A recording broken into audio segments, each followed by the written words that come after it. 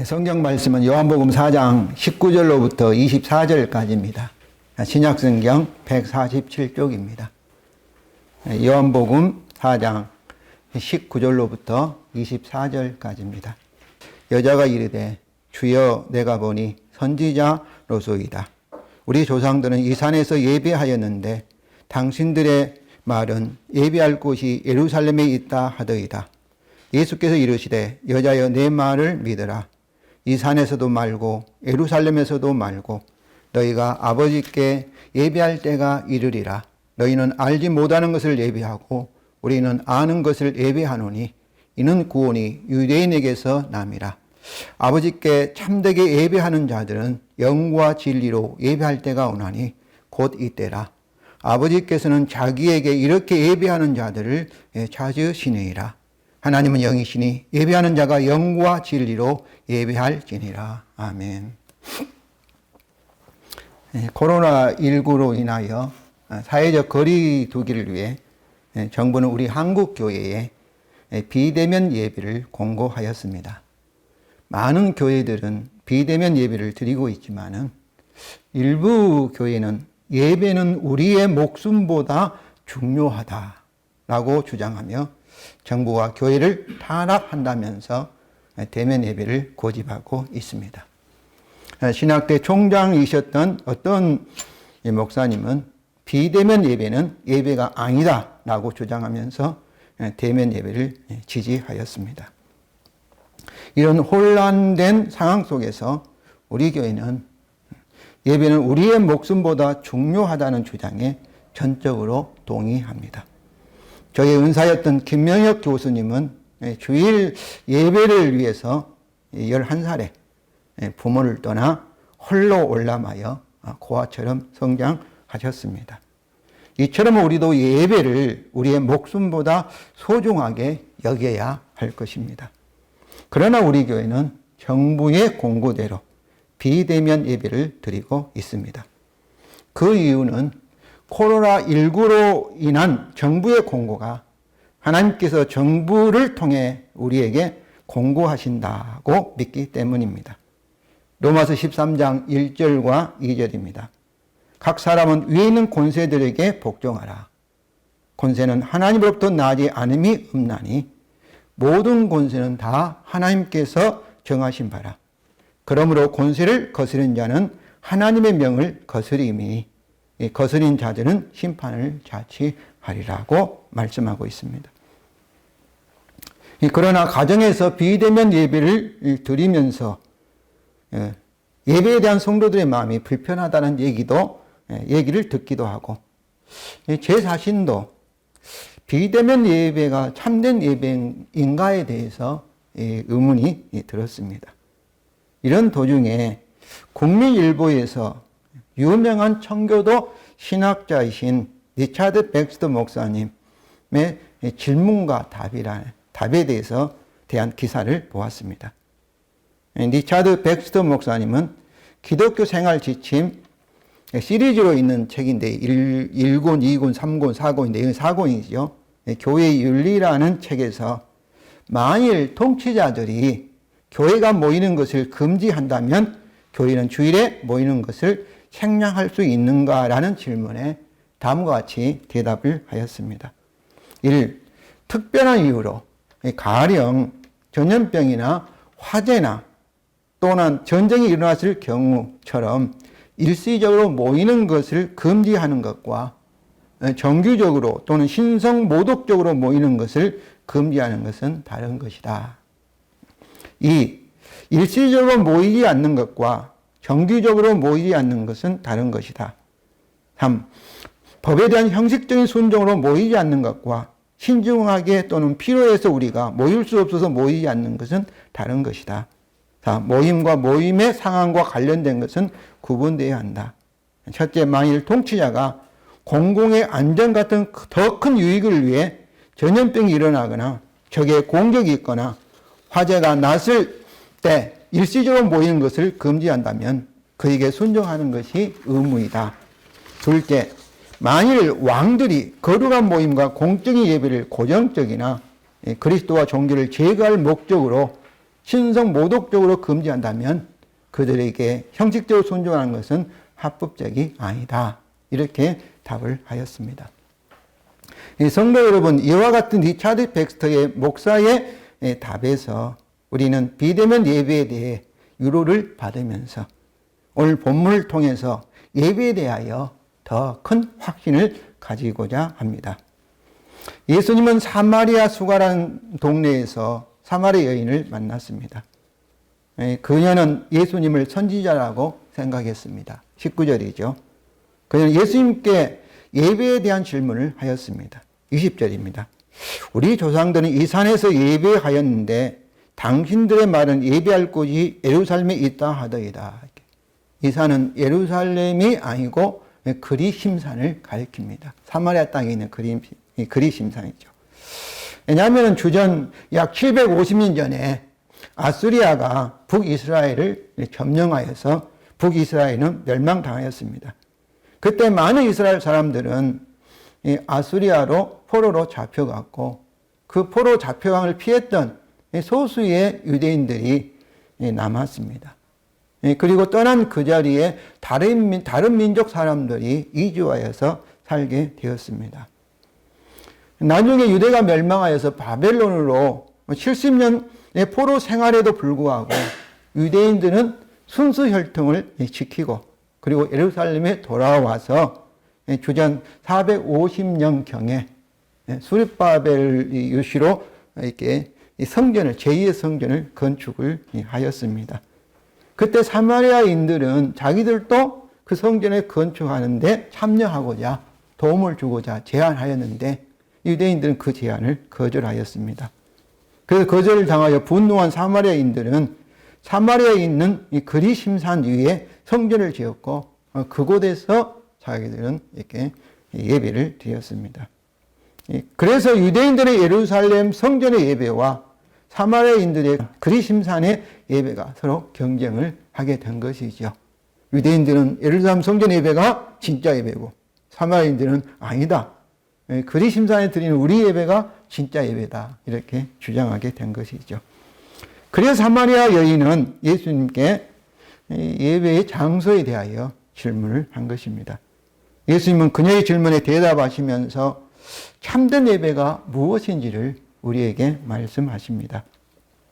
먼저 21절에서 예수님은 여자여 내 말을 믿으라고 하십니다.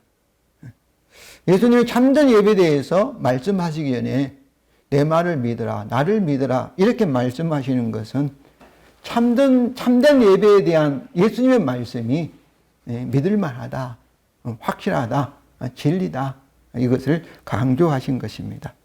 그러면 예수님이 말씀하신 참된 예배가 무엇입니까? 첫째로 참된 예배는 지역이나 장소와는 전혀 상관이 없습니다. 21절입니다. 이 산에서도 말고 예루살렘에서도 말고 너희가 아버지께 예배할 때가 이르리라. 이 산은 사마리아인이 예배를 드리는 그리심산을 가리키고 그리고 예루살렘은 유대인들이 예배를 드리는 예루살렘 성전을 가리킵니다. 그런데 예수님께서는 그리심산에서도 예배 드리지 말고 예루살렘 성전에서도 예배 드리지 말라 이렇게 얘기하고 있습니다. 그 이유는 장소와 지역과 전혀 무관하게 하나님께 참된 예배를 할 때가 오고 있기 때문입니다. 그러나 하나님께 참된 예배를 할 때가 오기 전에는 유대인의 예루살렘에서 드리는 예배가 참된 예배였습니다. 22절입니다. 22절 보세요. 너희는 알지 못하는 것을 예배하고 우리는 아는 것을 예배하노니 이는 구원이 유대인에게서 남이라. 너희는 사마리아인을 가리키죠. 우리는 예수님을 포함해서 유대인들을 가리킵니다. 그런데 사마리아인들은 알지 못하는 것을 예배하고 유대인들은 아는 것을 예배한다. 이렇게 말씀을 합니다. 사마리아인들이 알지 못하는 것을 예배하였다는 것은 하나님과 관계없는 예배, 자기들은 진짜 예배 드렸다고 말하지만은 가짜 예배를, 거짓 예배를 드렸다. 이런 뜻입니다. 그런데 우리는 아는 것을 예배한다는 것은 구약에서 하나님께서 예루살렘 성전에서 예배하도록 말씀하셨습니다. 그래서 하나님께서 말씀하신 대로 유대인들은 이런 성전에서 예배를 드렸으니까 하나님께서 받으시는 참된 예배가 될 수 있었던 것이죠. 그래서 예루살렘 그리심산에서 드리는 사마리아 예배는 하나님께 인정하지 않으셨고, 그러나 하나님께서 예루살렘의 유대인의 예배는 인정하셨습니다. 그 이유는 22절, 이는 구원이 유대인에게서 남이라고 말씀합니다. 구원이 유대인에게서 나왔다, 이 말씀은 예수님이 유대인이지 않습니까? 구원이 예수님에게서 나왔다, 이 말씀은 역사적인 사실이고, 그리고 이 진리이고, 그리고 구약 성경대로 예수님에게서 구원이 났습니다. 그래서 유대인의 예루살렘 성전의 예배는 구약 성경대로 하나님이 말씀하신 대로 드린 예배이기 때문에 그들의 예배는 참 예배였습니다. 그러나 예수님은 이제는 예루살렘 유대인의 예배가 더 이상 참된 예배가 아니라는 것입니다.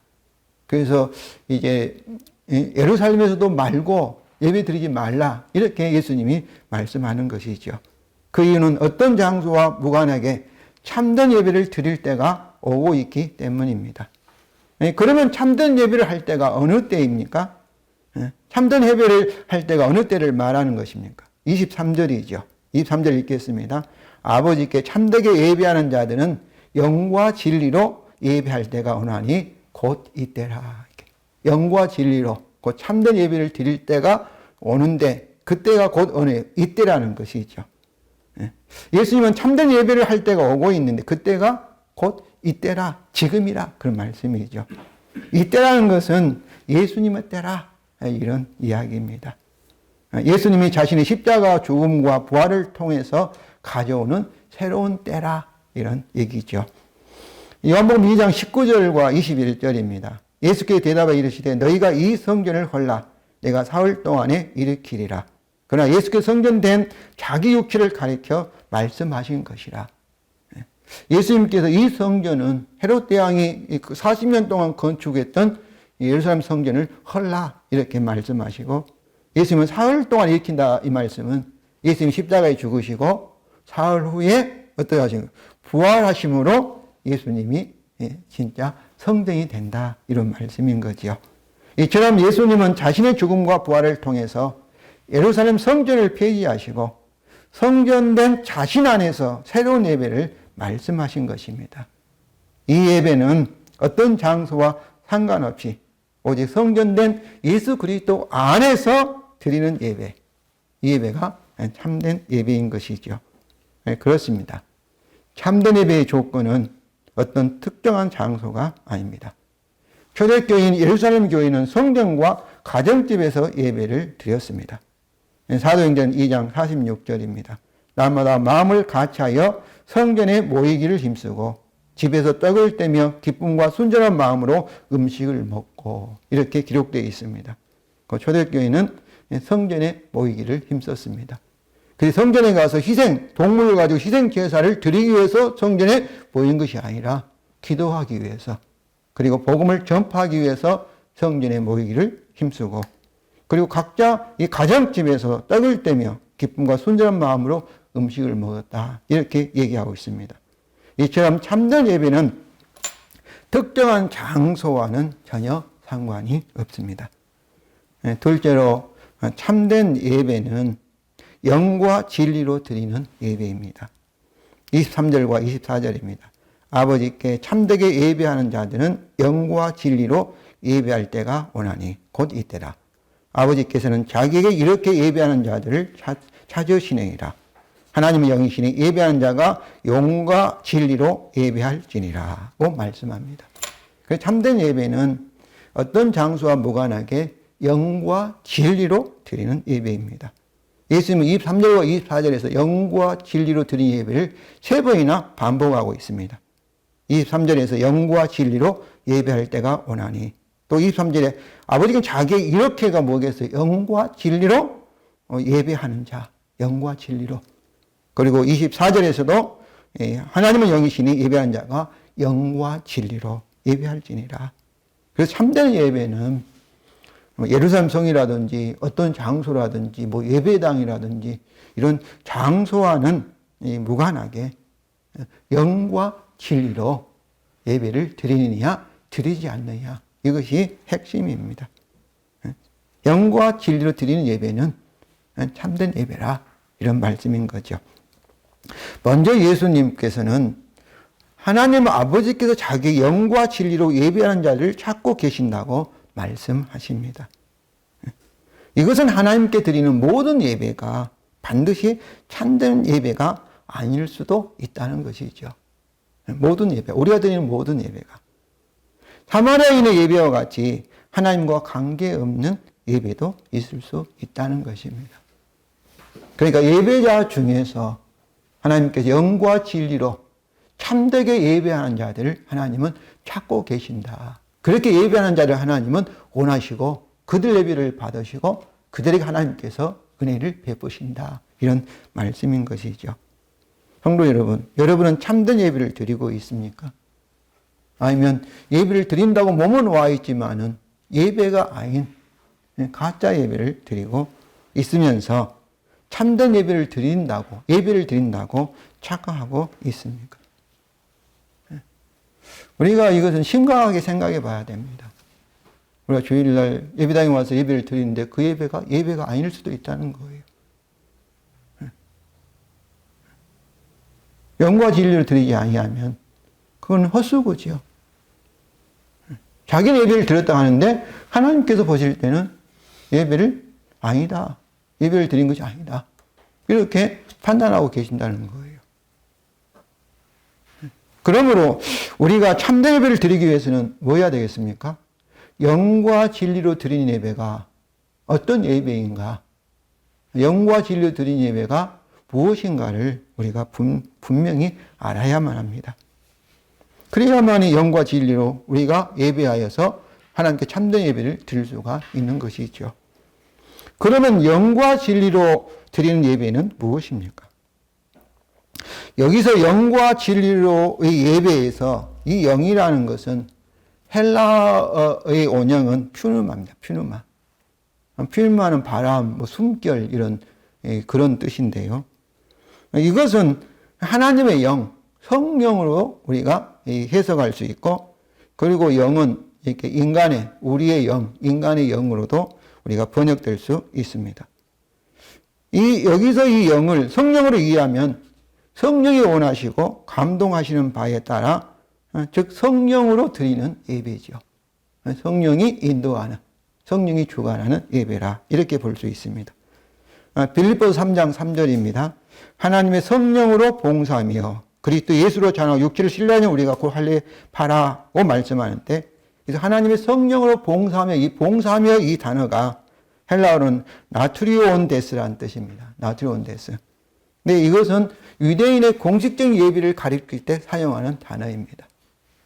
그러니까 봉사하며, 이 말씀은 하나님의 성령으로 예배하며 이런 의미인 것이죠. 그래서 이 성령으로 우리가 예배를 드릴 때 참된 예배가 될 수 있다는 것이죠. 그런데 이 영을 우리 인간의 영으로 이해를 하면은 이것은 우리 마음의 중심 자리에 있는 이 영을 가리킵니다. 가장 우리 마음 중심, 센터에 있는 그 자리를 말합니다. 이게 예배는 드리는 장소가 우리 마음의 중심이라는 것이죠.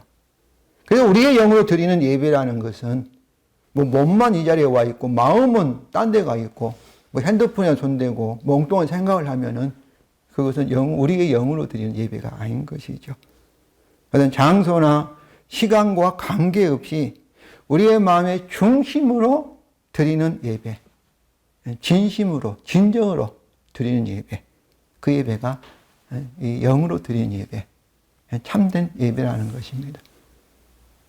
하나님은 영이시고 하나님은 빛이시고 하나님은 완전하시기 때문에 항상 완전한 것을 하나님은 이렇게 받으십니다. 하나님. 그래서 우리가 진심으로 대할 때 하나님은 기뻐하시고 그 예배를 받으시는 거지. 형식적으로 겉모습만 예배 드린 채 한다 해서 하나님은 다른 우리는 모르지요. 우리 눈에는 다른 이 성도가 어떻게 예배 드리는지 모르지요.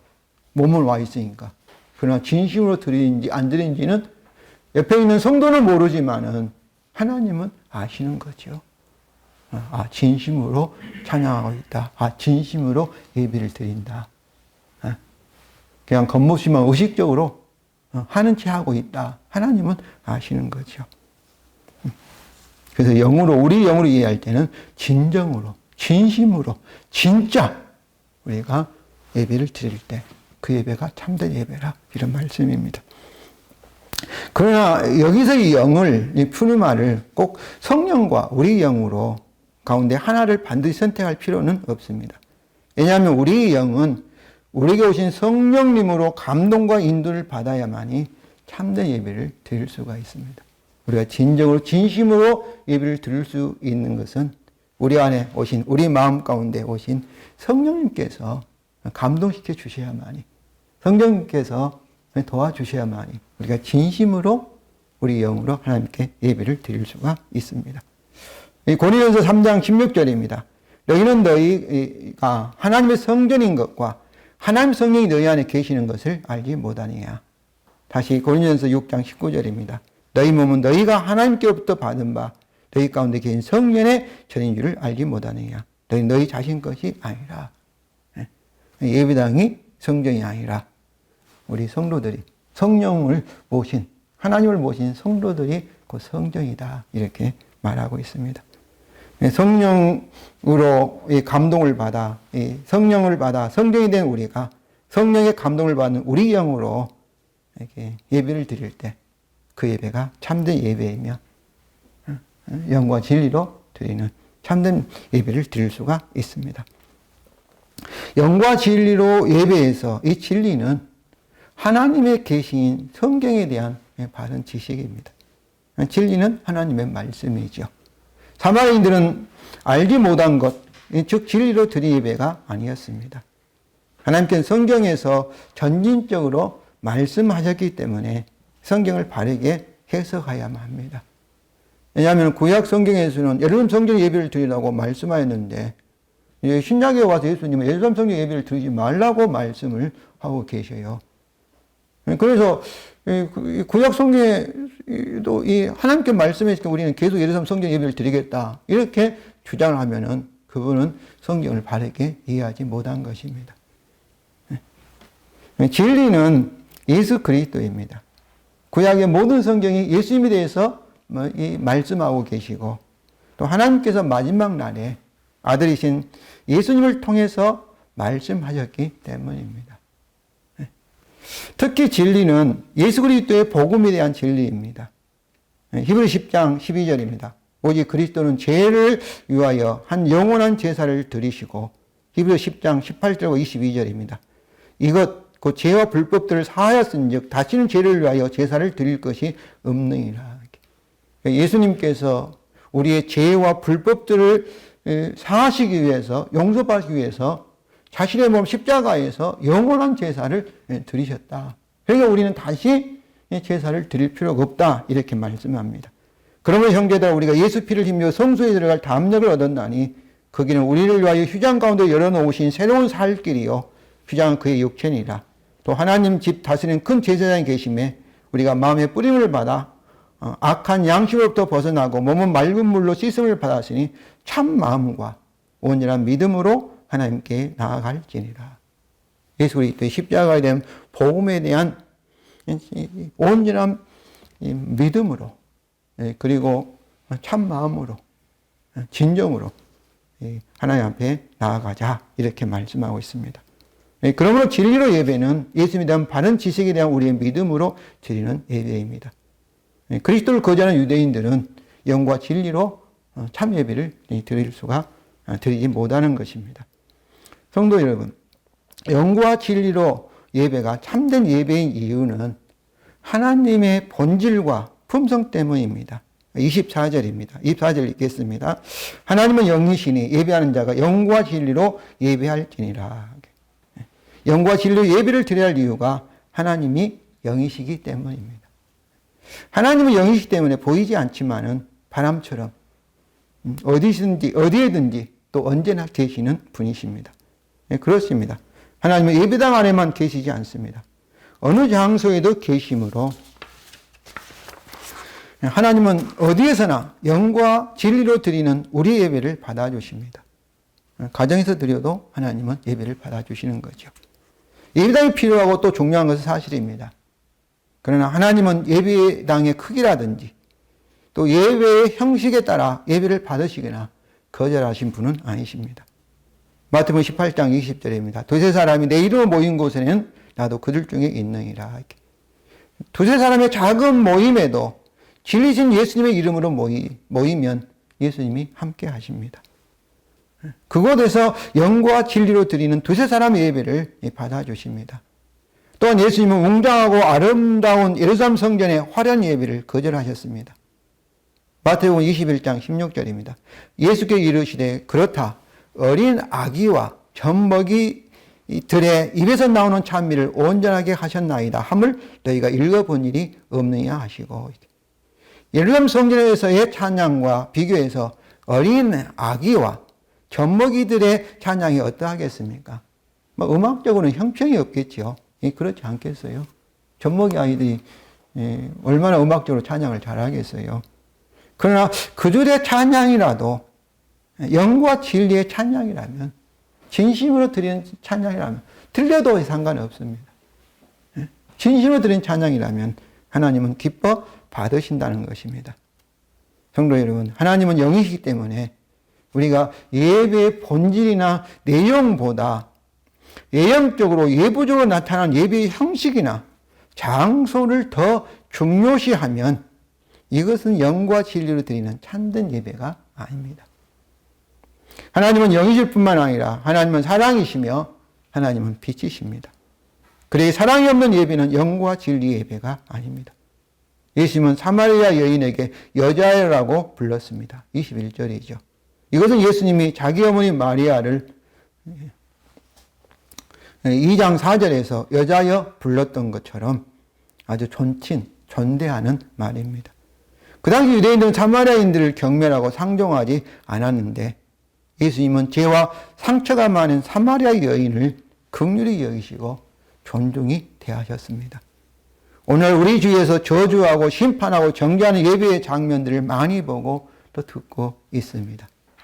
하나님은 사랑이시기에 이처럼 긍휼과 사랑이 없는 예배는 영과 진리로 드리는 참된 예배가 아닙니다.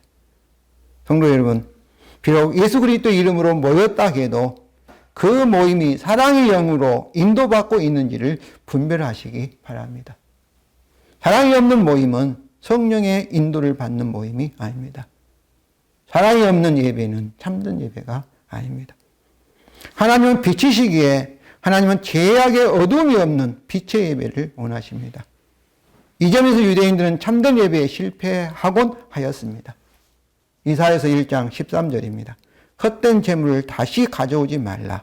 분양은 내가 가증히 여기는 바요. 올삭과 안식일과 대회로 모이는 것도 그러하니 성회와 아울러 악을 행하는 것을 내가 견디지 못하겠노라. 유대인들은 악을 행하면서 성회에 모여 하나님께 정성으로 예배를 드렸지만 하나님께서 그들의 예배를 받으실 수가 없었습니다. 그들이 악을 행하였기 때문입니다. 우리는 유대인들과 다르게 완전하게 되어 빛의 예배를 드릴 수 있다는 것은 아닙니다. 오직 우리는 진리신 예수 그리스도의 피로 용서함을 받아 하나님 앞에 빛과 같이 의로운 자가 되어 오직 믿음으로만 참된 예배를 드릴 수 있습니다. 이때 용서받는 우리의 태도는 무엇이겠습니까? 상한 심령입니다. 시편 51편 17절입니다. 하나님께서 구하는 제사는 상한 심령이라. 하나님이여 상하고 통회하는 마음을 주께서 멸시하지 아니하시리이다. 상하고 통회하는 마음, 회개하는 마음. 그렇습니다. 오직 예수 그리스도를 의지하면서 예수 그리스도의 십자가의 복음을 믿으면서 오직 예수 그리스도의 십자가를 붙들면서 예수 그리스도의 보혈을 의지하면서 상하고 통회하는 마음으로 그리고 십자가를 통하여 우리 죄를 용서하심에 대해 감사함으로, 감격함으로 드리는 예배가 영과 진리로 드리는 참된 예배입니다. 성도 여러분, 코로나19로 인하여 우리는 가정에서 비대면 예배를 드리고 있습니다. 이럴 때일수록 하나님께서 더욱 참되게 예배하는 자를 찾고 계실 것입니다. 이럴 때일수록 우리도 더욱 영과 진리로 예배를 드려야 할 것입니다. 가정에서 참된 예배를 드려 하나님의 더 큰 은혜가 여러분에게 임하시기를 주님의 이름으로 축원을 드립니다. 끝으로 종교개혁자 마틴 루터의 영성 상담 편지에 나오는 치명적 전염병에서 도망해야 하는가의 일부 내용을 인용함으로 설교를 마치고자 합니다. 나는 하나님께 자비를 베푸시어 우리를 지켜달라고 간구할 것이다. 그리고 나는 소독하여 공기를 정화할 것이고 약을 지어 먹을 것이다. 나는 내가 꼭 가야 할 장소나 꼭 만나야 할 사람이 아니라면 피하여 나와 이웃 간의 감염을 예방할 것이다. 혹시라도 나의 무지와 태만으로 이웃이 죽임을 당하게 해서는 안 되기 때문이다. 만약 하나님이 나를 데려가기를 원하신다면 나는 당연히 죽게 되겠지만 적어도 내가 내 자신의 죽음이나 이웃의 죽음에 책임을 져야 할 일은 없을 것이다. 그러나 만일 이웃이 나를 필요로 한다면 나는 누구든지 어느 곳이든지 마다하지 않고 달려갈 것이다. 보라, 이것이야말로 하나님을 경외하는 믿음이다. 왜냐하면 나는 너무 야단스럽지도 무모하지도 않기 때문이며 하나님을 시험하지도 않는다. 성도 여러분, 종교개혁자 마틴 루터처럼 코로나19를 위해서 기도하시며 코로나19에 조심스럽게 그리고 믿음으로 항상 행하시기를 바랍니다.